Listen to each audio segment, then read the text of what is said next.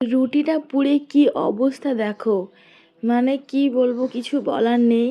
আমার হাজবেন্ড আমাকে এমনিতেই বলে যে তুমি কোনো কাজে না, তোমার দ্বারা কোনো কাজ হবে না। আসলে যে কথাটা সত্যি কিনা বলতে পারবো না, কিন্তু আমি সব কাজই মন থেকে করার চেষ্টা করি। তারপরে তো আবার মানে শুরু হয়ে গেলাম রুটি বানানোর জন্য, নতুন করে ট্রাই করছি। মানে এটা আমি ভালো পারি, বাট এরকমটা কেন হয়েছে আমি বুঝতে পারছি না। তো যাই হোক, যেহেতু হাজব্যান্ডে খাবে, তো তোর জন্য তো একটু ভালোভাবে বানাতেই হবে।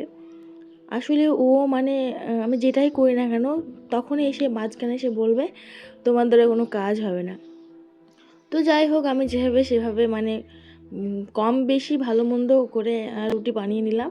তারপর এখানে দেখো জিরা রসুন টসুন দিয়ে পেঁয়াজটাকে দিয়ে ভালোভাবে পুড়িয়ে নিয়ে আলুগুলো দিয়ে নর্মালি আমি মশলা টশলা দিয়েছি, বেশি কিছু মশলা দিইনি।